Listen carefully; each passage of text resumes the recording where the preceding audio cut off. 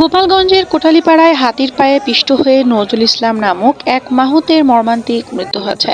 সে কুড়িগ্রাম সদর উপজেলার মোগলবাসা গ্রামের জবের শেখের ছেলে। আমাদের কোটালীপাড়া প্রতিনিধি শালম মিয়া জানায়, মঙ্গলবার সকালে উপজেলার হিরন ইউনিয়নের পোলসাইর গ্রামে এই ঘটনা ঘটে।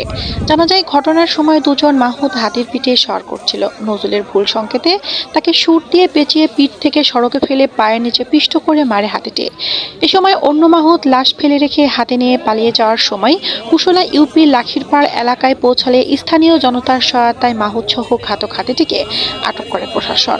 খবর পেয়ে উপজেলা সহকারী কমিশনার প্রতীক দত্ত, অফিসার ইনচার্জ আবুল কালাম আজাদ, বন কর্মকর্তা বিবেকানন্দ মল্লিক ও ফায়ার সার্ভিস কর্মীরা ঘটনাস্থল পরিদর্শন করেন।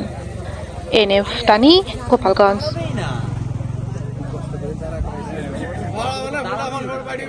পাড়ার বাড়ি কয়া ডেমলা তো কেটা কইছে ডেমলা না